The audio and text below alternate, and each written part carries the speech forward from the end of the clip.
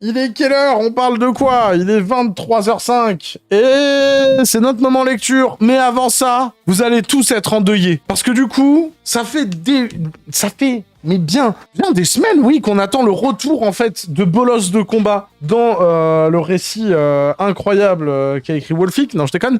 Mais l'un d'entre vous est venu me spoiler, en fait.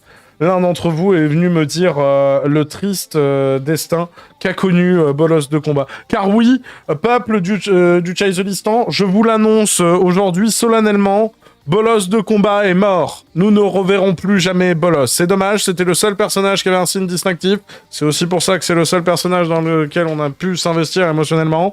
Mais du coup, Bolos est mort, il ne reviendra plus. Ben non, c'est pas le spoil, il est mort, hein. Qu'est-ce que tu veux que je te dise? Quelqu'un est venu me dire aussi je tiens à te tenir au courant car vos espoirs à toi et Madge me touchent. Bolos de combat ne reviendra pas. Non, putain non. Dans la vidéo sur son univers, il dit qu'une fois qu'il disparaît, on ne sait pas ce qui lui arrive, car il ne revient jamais. Il faut attendre The Orcas 3, le truc qui n'existe pas, et Dave, celui qui compote avec Pyrorca, tu avais relevé ce détail, pour qu'il nous raconte ce qui arrive à notre ami Bolos. Donc malheureusement, nous resterons dans l'ignorance la plus totale. Sur ce, bonne journée à toi. Non, Bolos. On l'interrogera au parloir à ce sujet aussi. Salut, ben oui, ben là, du coup, c'est la question numéro 1, hein, quand on va débarquer, c'est bonjour Raphaël, qu'advient-il de Bolos? Est-il devenu, tu vois, c'est... Mais donc du coup, voilà, j'ai une triste nouvelle concernant Bolos. RIP in peace, Bolos, je sais que c'est... RIP, c'est rest in peace. Je rajoute une peace pour passer pour un con. Bref, tu vas nous manquer, propulsé au paradis grâce à un canon JPP. Mais donc du coup, voilà, c'est la dernière fois qu'on a vu Bolos, il était en départ des étoiles. Grâce à un canon. Et puis voilà, on ne le reverra plus jamais. Vous avez 10 secondes pour vous en mettre, parce que du coup, bienvenue dans la lecture du chapitre 14, la baie des castors, bien évidemment. La baie des castors, une sorte de petite... Ils seront des traîtres. De quoi? Oh putain, Non, rien. Je viens de comprendre. Quel connard. Du coup, la baie des Castors, une sorte de petite plaine rocheuse excentrée d'Astralia, marquant la limite de l'archipel. La baie des Castors était d'une hauteur inférieure au reste de l'île et tenait son nom de ses habitants, des castors, aussi appelés la loutre d'Astralia. Putain, il y a des loutres et tout. Le castor est une loutre spécialisée dans la construction. Quoi? Alors, le viol, c'est pas un viol, et puis le castor, c'est une loutre. Il a fini de se foutre de notre gueule ou ça... Le castor est une loutre spécialisée dans la construction. D'accord, très bien. De couleurs urbaines, les castors... Ouais. Les castors, contrairement aux loutres traditionnelles, n'avaient aucunement peur de la civilisation et y participaient même. Cette baie n'était habitée que par des colonies de loutres travaillant le bois. L'on pourrait s'attendre à ne rencontrer que de simples terriers là et d'autres, mais les castors étaient de brillants constructeurs et menuisiers. De ce fait, la baie des castors est non seulement une réserve gigantesque de bois en tout genre, mais dispose en plus de ça de réelles infrastructures construites par et pour les castors. D'accord. De petites huttes, des sortes de toboggans servant de route pour les déplacements, des restaurants et salles de jeu. La baie était un écosystème très isolé d'Astralia. En même temps, c'est les loutres qui habitent là-bas, quoi. C'est également la vue dont dispose l'orphelinat du Crew, construit juste au-dessus de la baie. L'on pourrait penser que ce bois ferait l'objet de vols et de nombreux pillages, mais la police d'Astralia, reconnaissant les castors comme des habitants d'Astralia Sud... De quoi? Il y a un point, là? Mais la police d'Astralia reconnaissait les castors comme des habitants d'Astralia Sud. Il y a un point, d'accord. De ce fait, ils étaient vus par les Sudiens... Qu'est-ce que c'est que ce machin? Les Sudiens, voyous et autres brigands, comme des leurs, d'accord. Également, la réputation de Kitanoken et de son orphelinat donnait aux castors un profond respect partagé de tous. Certains des castors étaient capables de parler l'australien et pouvaient diplomater avec les humains d'Astralia. Par ce réseau, la baie des castors sert de manufacture à part entière, perfectionnée dans le travail du bois et de la planche. La grande majorité des navires et des bateaux pirates d'Astralia étaient construits ici, dans cette baie, mais également les chaises, les portes et globalement, la grande majorité de tout élément composé principalement de bois. Le bois était récupéré par d'autres castors de l'entrefleuve qui s'occupaient de ramener les arbres poussant le long des fleuves et ruisseaux d'Astralia, ainsi que les arbres côtiers poussant sur les falaises et criques abruptes sur les côtes de la mer de la Barbe Rouge, de la mer de Barbe Rouge, mer située au sud d'Astralia. On s'en tartine le fion. Le verbe diplomater, attends quoi? Vous pouvez diplomater? Ah oui, tout à fait, ouais. Excusez-moi, je suis fatigué, hein. J'ai cru que c'était moi qui l'avais dit et tout. Et non, c'était bien écrit. Il pouvait diplomater, mais bien évidemment. C'est l'outre australienne. Ouais, mais après, c'est des loutres. Peut-être que une loutre, elle peut diplomater, tu vois. T'es une loutre, toi, pour juger ça? Je suis bien que c'est diplomater. Je suis une très mauvaise loutre. Qu'est-ce que je viens de dire? Ces loutres australiennes utilisaient le courant marin chaud de la mer de Barbe Rouge pour remonter les arbres et troncs qu'ils récupéraient jusqu'à la plage située sous la baie des Castors. Les troncs accostés naturellement par les vagues sur les côtes et étaient récupérés par la suite par les castors de la baie. Pavel regarda autour de lui. Une falaise abrupte séparait la plage de la baie, située à plusieurs demi-douzaines de goupils au-dessus d'eux. Plusieurs rondins étaient empilés les uns sur les autres au pied de la falaise, mais il ne semblait pas y avoir de castors. « Comment on va monter ?» s'interrogea Joe. Attends, répondit Pavel. Pavel fit signe à Joe et au commercial de ne pas faire le moindre son, d'un signe de la main. Puis soudainement, dans ce silence, Pavel se mit à gueuler. « Oh, pilule, tu vas nous faire poireauter longtemps !»« Pardon ? Putain, tu m'as fait peur !» murmura Joe. Une personne sortit d'un tas de rondins, une loutre, un castor armé d'une hache. Il faut se décider au bout d'un moment. Quoi? Qui a peur? Qui est là? T'es forcément un stalker pour m'avoir grillé. Non, t'as pas de masque, je vois ta gueule, t'es pas un stalker. Bonjour, je suis le capitaine Jolpi. Ouais, t'es pas un stalker, alors tu dois être un sniper, ouais. Prise d'information, seul un sniper de haut niveau m'aurait repéré dans mon plus parfait camouflage. Camouflage? Mais t'étais en train de dormir sur un tas de rondins, là, au lieu de monter la garde de ta baie. Répliqua Pavel. Quoi? D'accord, t'es Linel, c'est ça? Y a que lui qui peut savoir que mon sommeil me donne un pouvoir de furtivité hors du commun. Ouais. Quoi? Je suis... Maroute, ça. Ouais, c'est ça, ouais. Je suis son petit frère. Quoi? Nom d'un rondin des bois. Je t'avais pas reconnu. Toujours capuché aussi, t'es chiant, Pavel. Le commercial essaya de rentrer dans la conversation, tant bien que mal. Excusez-moi, monsieur la loutre d'Astralia, s'exclama le commercial. Putain, mais c'est une vraie ligne. C'est une vraie ligne. Mais j'ai beaucoup côtoyé les castors vis-à-vis de la construction navale, et votre visage ne me dit rien. Ouais, c'est normal, j'ai grandi Jungle Sud. Et on est dans LOL maintenant? Et ouais, je viens pas d'ici, moi, mais c'est moi qui gère les affaires de ma mère maintenant. Votre mère, pourrais-je avoir son nom? Lalille, maman Lalille. Ah, vous êtes le fils de Lalille, c'est un honneur. J'ai commandité beaucoup de navires à votre mère. Vous savez, c'est pas j'ai commandé, du coup? Parce que, comment dit... Oh merde. Ouais, elle m'a dit, ouais...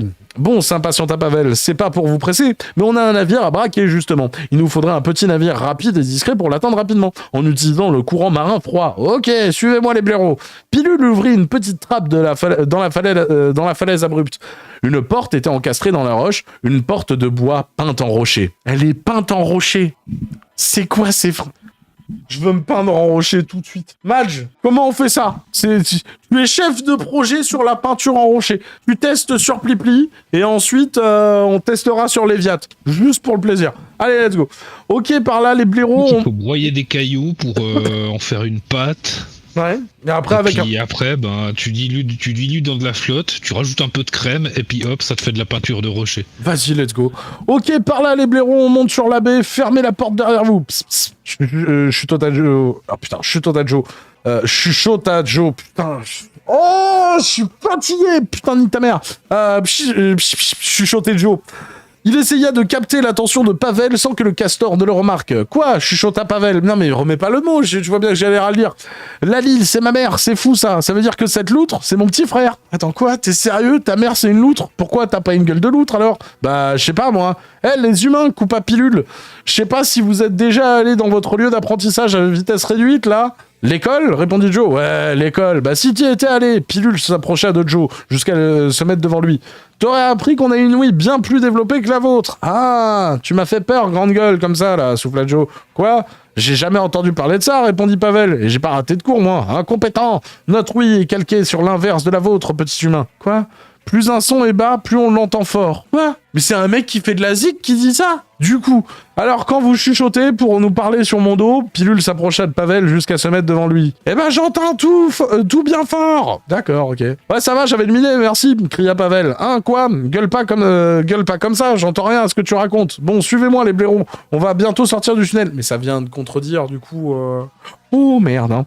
Le groupe sortit par une trappe au plafond, une autre porte peinte en rocher. Putain, ouais, bien sûr. Horizontale cette fois-ci. Ah, c'est ce qui la différencie de l'autre, du coup. Ils étaient désormais au beau milieu de la baie des Castors, autour d'eux des centaines de loutres. Certaines travaillaient le bois, d'autres s'amusaient avec les toboggans ou en escaladant de hutte en hutte, les structures.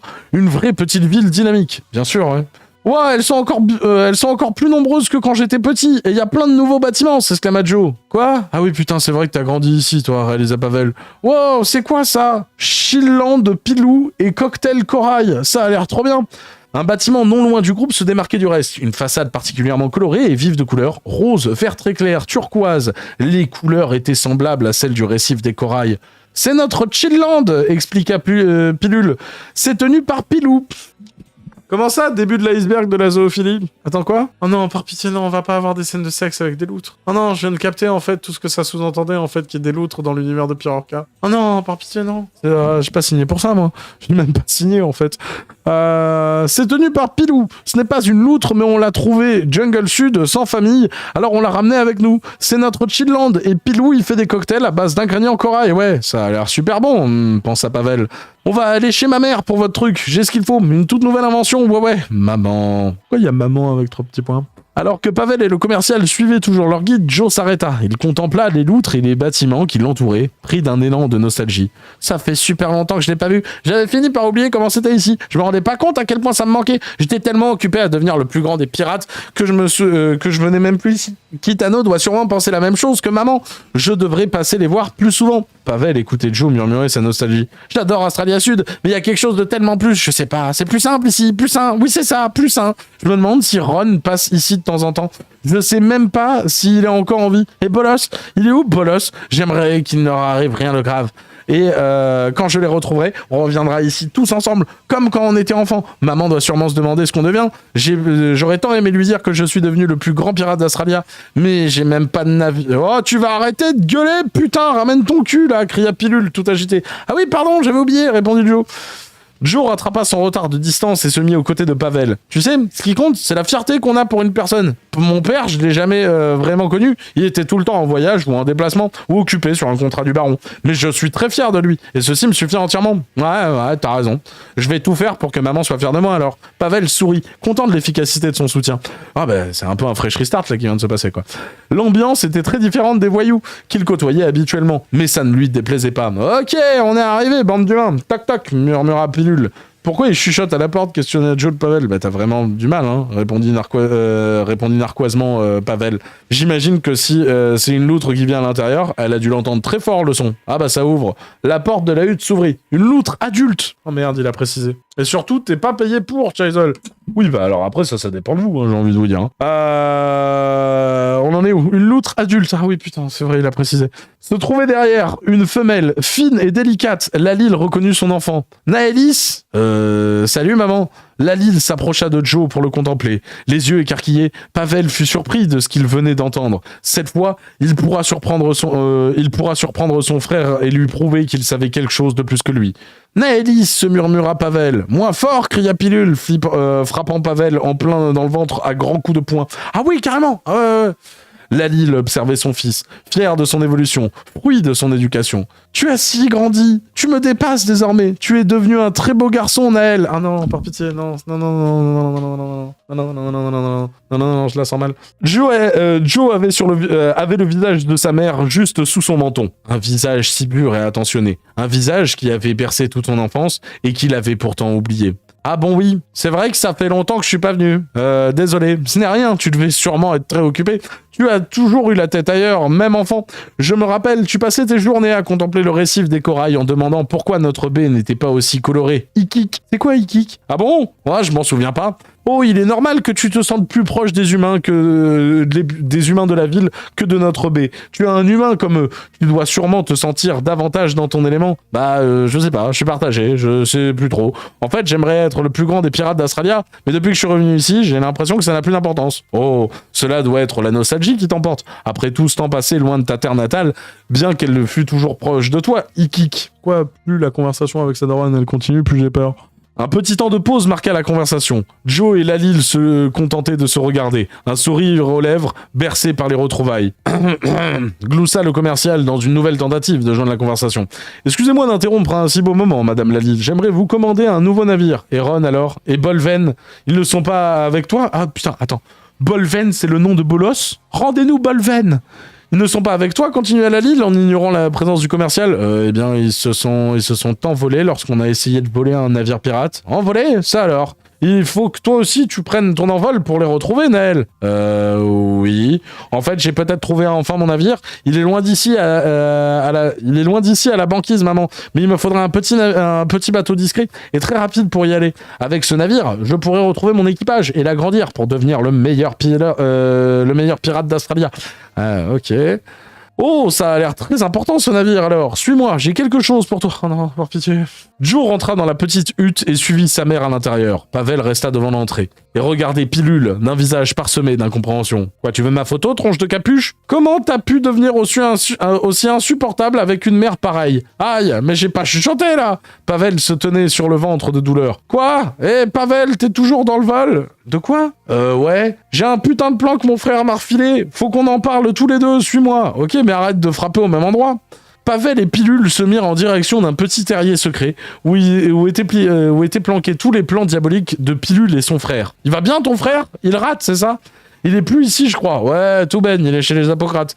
Le commercial du port était de nouveau seul au milieu d'une baie qu'il avait longée tant de fois, sans jamais réellement s'y être intéressé de l'intérieur. Il ne fit que des commandes, à distance pour la plupart du temps. Lui qui, comme tous les autres, considérait cet endroit comme une simple manufacture et rien de plus. Ma foi, se faire des amis est une activité bien complexe. Le commercial n'avait toujours eu que des relations d'intérêt, d'échange à échange. Il découvrait ici une nouvelle façon de revivre les relations et de les apprécier. Bon, me lamenter ici au milieu des loutres ne m'avancera à rien. Et puis, putain, mais c'est une vraie phrase, ça. Le commercial se rappela du visage de John Stafford, de son sourire aux intentions pouvant cacher un contrat d'assassinat et à sa dernière mission, lui promettant sa liberté et une nouvelle vie. Le commercial tourna la tête sur sa gauche et vit l'orphelinat au-dessus de la baie, non loin de sa position. Un petit escalier avait été construit en longeant la montagne, reliant l'orphelinat à la baie. Le commercial se mit dans sa direction. C'est la fin du chapitre 14 du bouquin de Pierre Orca et j'en suis ravi dans le sens où on a potentiellement échappé à une scène incestueuse dont seul Pierre Orca a le secret. Vous pouvez d'ores et déjà dire au revoir à YouTube. YouTube, tu peux liker, commenter, t'abonner, partager, couper l'algorithme, nous autres qui se retrouvent sur YouTube ou sur Twix ou sur Spotify ou sur Spreadshirt. Tu fais un peu ce que tu veux. Mon cher Madge, alors je me doute que t'en as pensé... Bolven. Ouais, alors Bolven pour Bolos, hein, on apprend des trucs sur le lore et tout, ça fait plaisir, il est enfin cité. C'est ouf parce que cette Belle Castor, elle nous est teasée depuis 10 chapitres, si je dis pas de bêtises. La première fois qu'on entend parler de la BD Castor, je crois que c'est bien chapitre 3 ou chapitre 4 et tout. Donc c'est ça. C'est un repère de loutre. Et en fait, il m'a tellement habitué à du dégueulasse, frère, que là, il y a une mère qui parle à son enfant et je peux pas m'empêcher d'avoir peur, tu vois. C'est moi qui flippe pour rien ou t'es aussi dans le même état? Mais je suis mitigé. D'un côté, oui, c'est flippant. De l'autre, son truc a assez pas de sens pour que ce soit complètement innocent, en fait. De comment ça? Le truc avec les loutres? Le truc dans l'ensemble. Ah, d'accord. Ouais. Oui, non, mais enfin là, s'il y avait eu un truc incession, on ouvrait le 12 chapitre de la zoophilie quand même. Hein. On va pas se mentir. Hein. C'était ça qui s'annonçait, frère. Hein. C'est des castors des loutres qui s'appellent des castors, si tu veux. Enfin, moi, je veux pas entendre vraiment tout ce qu'a Pierre Orca dans sa tête quand il pense à des loutres. J'ai pas envie. C'était Trauma qui parle, c'est pour ça que tu t'attends au pire. Mais non, mais clairement, on va pas se mentir. Comment on fait pour couper cette merde? Le bouton rouge. Et merci bien.